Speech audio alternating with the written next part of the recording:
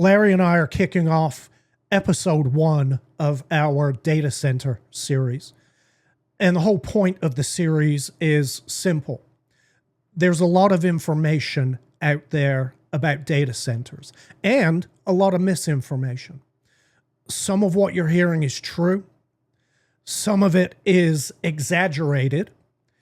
And some of it's just flat out wrong. Now, some of the wrong stuff is honestly wrong. Some of it is deliberately wrong. And some of it's just wild conspiracy that's designed to scare you. So in this series, we're gonna try to sort through all of it. We're also going to answer some of the questions we've been hearing from people in the community. People want to know about water usage, power consumption, jobs, taxes, property values. These are legitimate things that people want to understand, and we're going to give you some answers to that.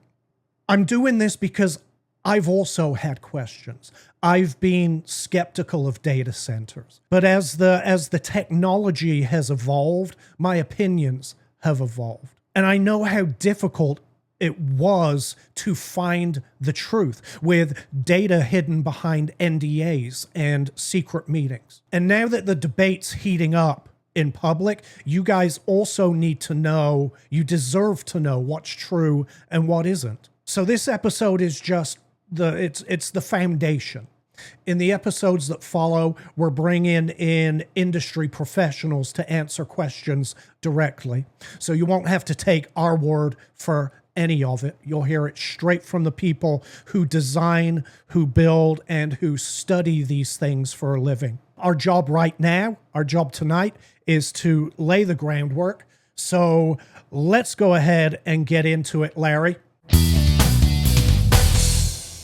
And let's start by, let's start with the obvious. What is a data center? What does a data center do? Effectively, it's a big old server room. They're large buildings that house computers. These computers store information. In the case of AI data centers, they're used to train AI and to answer your queries. Everything you do on your phone, everything you do in the cloud, every time you visit a website, you're utilizing a data center. That is their job. They are prevalent in every single aspect of our lives. They've been around for decades. Over 30 years. One of the first jobs I had as a young man, freshly graduated, Larry, was designing server rooms, which were the original data centers. That's what they are in a nutshell. They're the physical backbone of the internet. Effectively. And in this case, it'll be big computer buildings. Mm-hmm. Now, that's what they are. And by their very nature, they consume a lot of resources. They use power and they use water. So I want to talk about power first, because you hear an awful lot of people who are rightly concerned about the power they use, right? We have an existing data center here in Rockdale, 216 megawatts, I believe it's rated at. And people are concerned that they're going to blow up the grid and drive up everyone's electric bill. Valid concerns, by the way, and we're going to have someone on from Georgia Power who will be addressing those concerns specifically. But here's the truth right now. Data centers account for approximately 4% of power usage in the United States. Worldwide, they account for between 1 and 1.5% of global electricity usage.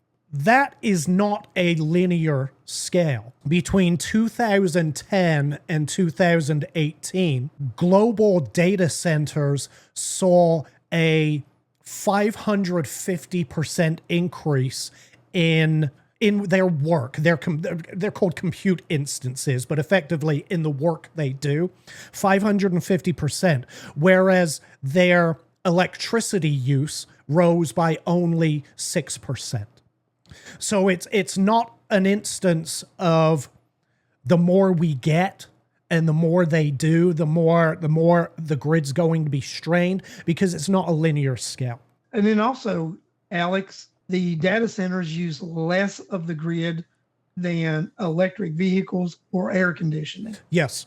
Yeah. And in fact, even with projected growth, the demand for electric vehicles and AC is projected to outstrip the demand from data centers, and that's over the next 10 years of projected growth. And these, let's not kid ourselves, these next 10 years are going to be a massive period of growth for data centers. So in Virginia, they've been dealing with this on this scale a lot longer than we have. And we can look to Virginia as a source of data when it comes to the costs associated with this explosion, this growth of data centers. And what the data in Virginia is showing us is that residential rates, at least in Virginia, residential rates for electricity are below the national average. Data Center Alley has not driven up residential residential power rates at all. They are below the national average.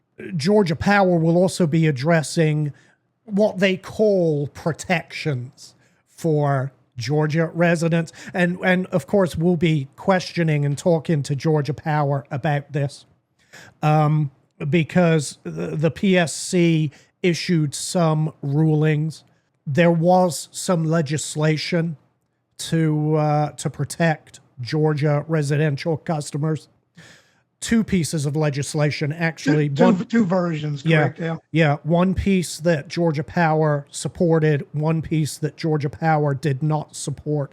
We will be talking to them about that because, again, if you say the protection's in place, then, what's the harm in letting it being codified in law? We'll be getting into that. But as of right now, one of our closest neighbors who have massive, explosive data center growth, and their residential rates have stayed below the national average. They've not been driven up at all.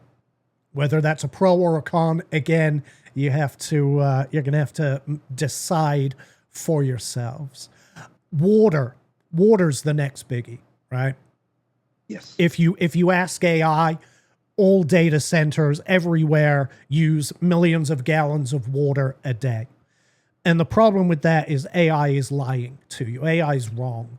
AI is conflating they're using old numbers. There are two kinds of there's more than two actually, but the two that are the most common are evaporative versus closed loop systems. Evaporative systems are 1970s technology, Larry. Yeah. They are they're effectively they're effectively very wasteful is what they are. It's a constant stream of fresh water being pumped through to pull heat off of effectively your condensers, off your evaporator cores, in order to keep their servers cool. They are extremely wasteful, and they can use millions of gallons depending on the size of the data center. But evaporative systems are 1970s technology. And I've said that I will only support data centers in Rockdale if they do not use evaporative cooling systems.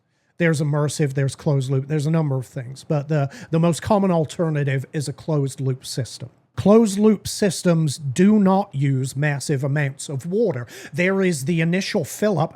Think about your car. Think about putting coolant in your car. You effectively do it once, and then the water circulates, the fan cools, the coolant, water, whatever you want to call it, that cools your engine. That's effectively what a closed loop system is.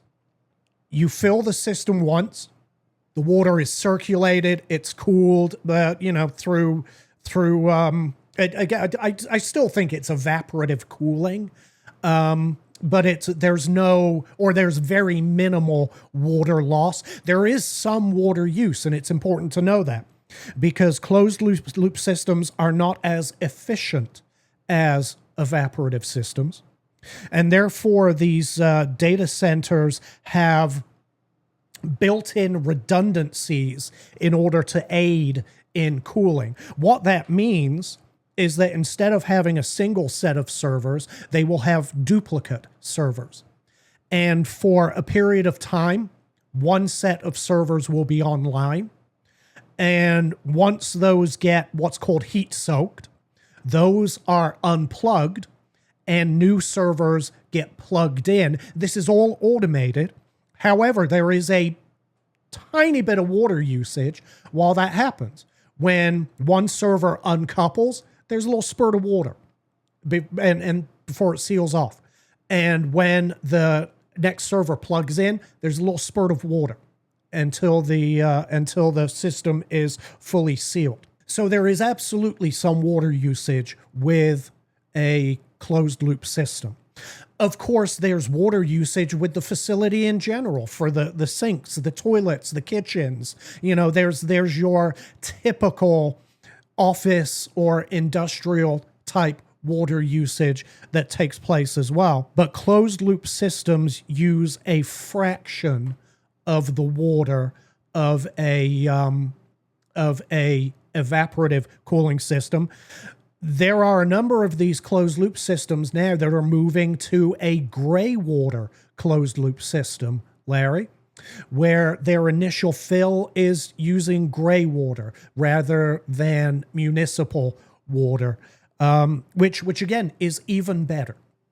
It's it's another option where people don't have to be concerned about their local resources being tapped. And then you also have the submergible systems also. Yeah, immersive cooling, which uses, look, I still don't know really what they use, whether it's, I don't know, but effectively the entire system is immersed in some kind of coolant, whether that's a mineral oil or whatever. Those are nowhere near as common right now, but that is a technology that is gaining speed.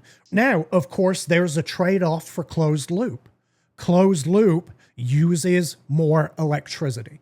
There's more because it's not fresh, cold water going through, because it's water that's being constantly looped, there have to be more cooling, more chillers or air handlers available in order to cool that.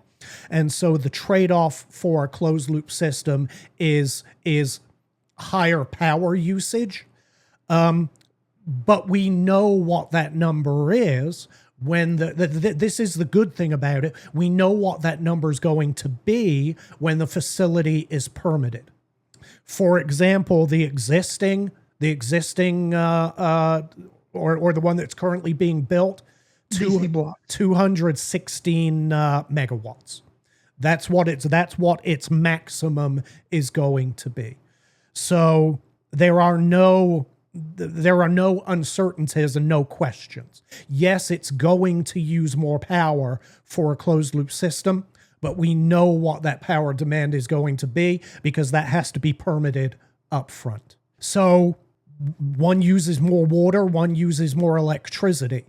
Neither is 100% efficient. That's just nothing in this world is 100% efficient. But when you consider even the projected demand for power is lower than electric vehicles or air conditioning in general, that's the projected demand, and that's based on majority closed loop systems.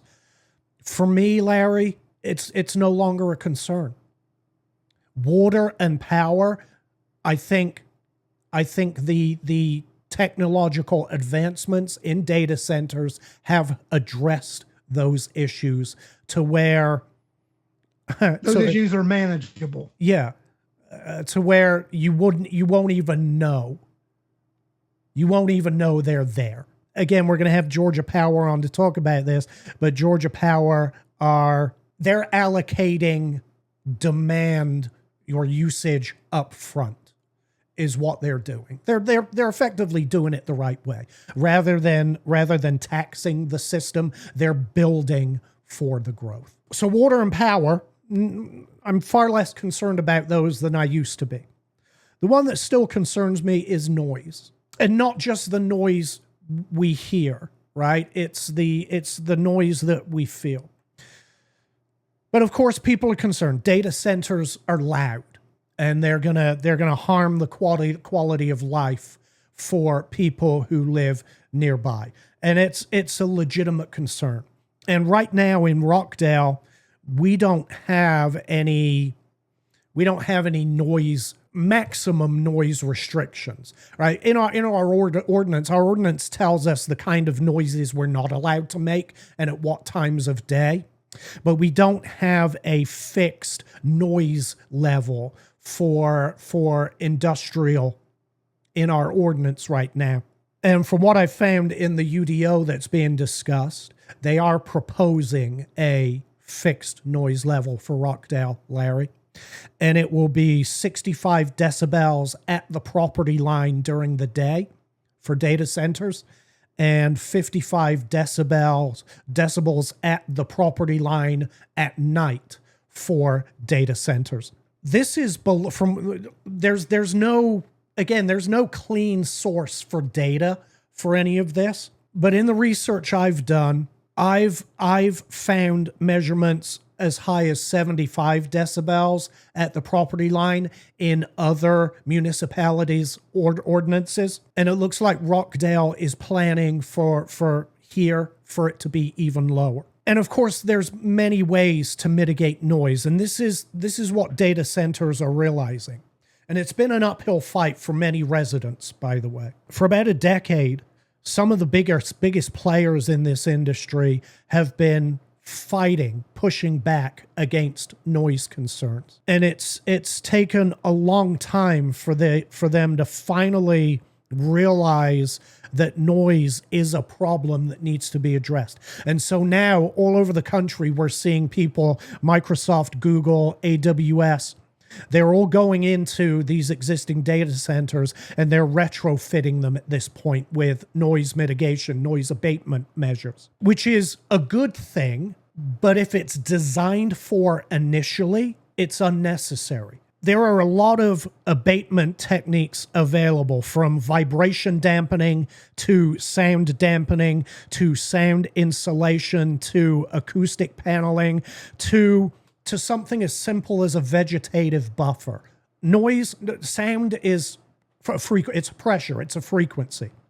The higher the frequency, the shorter the distance it travels. The higher the frequency, the shorter the shorter distance it travels, and the faster the sound dissipates. The issues have arisen with the lower frequencies and what's called infrasound. These travel further and they penetrate far more than higher sound frequencies, and they've proven to be an issue. You can absolutely mitigate against them. Any data center development in Rockdale County, I think, should be forced to mitigate against them. But the problem we've seen in other areas is that many of these data centers were designed and approved under a zoning classification that was entirely inappropriate for data centers. And because of that, their noise, the regulations on noise, I don't believe were restrictive enough for this function. They were zoned O&I. They were zoned office and institutional when they should have been zoned at least M1 industrial. Industrial, yes. Well, Alex, when I looked at this too, and you talked about the mitigation, right? What I believe and found is that you needed multiple layers of mitigation, right? And I think that's what we wanted when our sound expert comes on. we're going to discuss this multi-layered mitigation. So that, because you're right, it's the thing that's come last to the table that anybody wanted to deal with. Precisely. And again, remember, noise also isn't a linear scale. And this, a lot of people get concerned about this, that, you know, a larger data center is going to generate more noise than a smaller data center. And it's not accurate, because again, noise is not a linear scale. You can have, I'm just going to use random numbers here. You can have a data center with 30 chillers, and then you can have a data center with 100 chillers. And the larger data center is not going to be 3 to 4 times louder, because that's not how noise works. And I know this is a concern of people. And again, the expert will talk about this, but that's just not how sound works. It's not linear. So if this is done right, if data centers are built the right way, closed loop cooling, if they use vibration dampening, acoustic insulation, sound paneling, and a substantial vegetative buffer, once again, you probably wouldn't even know that they were there. If they are good neighbors, chances are you're not even going to know they're there. And the good news is, the industry have realized that noise is a problem, and they are actively now designing for the problem, which means that future development shouldn't be an issue, but our regulations, our UDO and our zoning have to make sure that these regulations are set in stone, so that we don't end up in a position where a developer is fighting with a community in order to mitigate issues that shouldn't have been a problem to begin with. And Alex, this is the key point of that. A well-written UDO makes you have a good neighbor. Precisely. And that's one of the other things we want to discuss about the UDO, right? What does that look like? What potentially would it, you know, what does it do? Because a well-written UDO will address a lot of the things that we're going to end up talking about during these 4 series that we're going to do. Yep. And that's what we've got to realize is, you know, this is the thing about it, Alex. Your cell phone's not going anywhere. The electric cars that drive themselves aren't going anywhere. Your tablet isn't going anywhere. Your house that heats it, sets its own heat, secures itself, videos itself. None of that's going anywhere. And for all of that to work, they need data centers. Data centers aren't going in. They're going to go somewhere. And if they're going to go where you live, then the ordinances are essential that they protect the residents. Yeah, you need to make sure they're built the right way. Real quick, data centers don't cause cancer in your kids. Your bones don't start rattling if you live near. If you hear these outlandish medical claims, know that they're not true. And if you're concerned about EMF, don't use one of these. Don't sit in front of a computer. Don't sit in front of a TV. There's no scientific data to support the wild medical claims that are being thrown around about data centers. And that's all I'm going to say on that. Property values. Yeah, I do want to talk about property values. Is the value of your property going to plummet? I mean, again, all we can do is look at areas that have data centers and data center development. George Mason University did a study. It was back in 2023. It studied home sales in Northern Virginia against data center locations.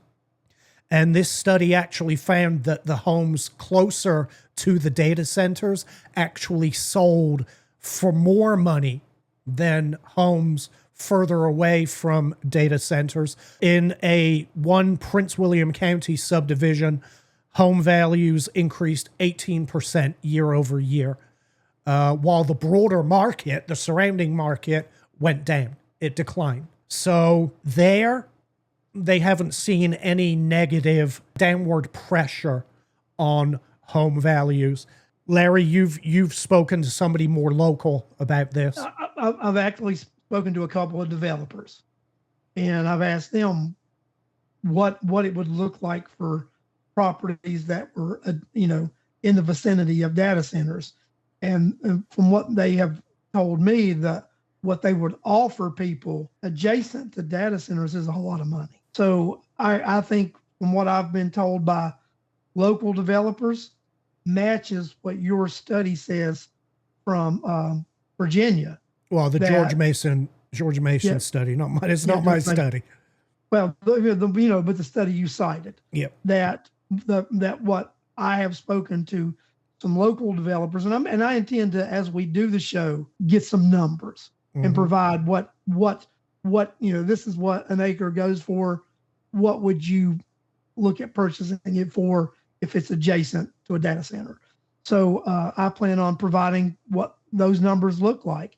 And the initial research right now shows exactly what that George Mason research shows, that property values adjacent to data centers in Rockdale County will increase more than property values of land that does not sit adjacent to a data center. Right. Look, I'm going to wrap this episode up quickly. We're not going to talk about the benefits, because here's the thing. I don't want people, if we start touting the benefits, people are just going to say, oh, you're shilling for the industry. So I'm not going to talk about the benefits until the very end. The last show we do, we'll talk about what these could potentially bring to Rockdale. I do want to talk about the sources. All of my sources, by the way, I'm going to post in the comments. And then, of course, the experts will be coming on, and you can hear from them. And this is what the opposition doesn't do. They don't post you their sources, because their sources are they're either AI generated, written by a robot, and quite frankly, you don't want to be the person that allows a robot to tell you what to think. And if you see something and it's emoji, it's filled with emoji, and you know what AI generated content looks like. Don't pay attention to it. That's a robot giving you its opinion. That's not a person giving you their opinion. And a lot of this is being driven by outside influence. And we've seen this outside influence here in Rockdale before. Again, I'm not going to go into it. I say this to you.